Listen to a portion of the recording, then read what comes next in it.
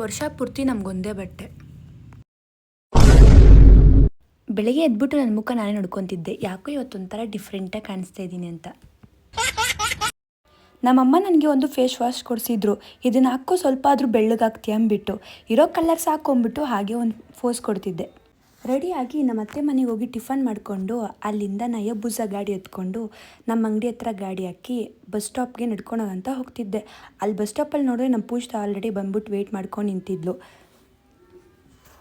ಇಬ್ಬರು ಕೂಡ old town ಬಂದಿದ್ದ ಆಮೇಲೆ ನಮ್ಮ ಬಾಸ್ಗೆ ಹಂಗೆ ನಮಸ್ಕಾರ ಹಾಕ್ಕೊಂಡು ದೂರದಿಂದನೇ ಯಲಹಂಕದಲ್ಲಿ ನೋಡ್ರೆ ಫುಲ್ ಟ್ರಾಫಿಕ್ ಆಗಿಬಿಟ್ಟು ಎಷ್ಟೊತ್ತಾದ್ರೂ ಹೋಗೇ ಇಲ್ಲ ಬಸ್ಸು.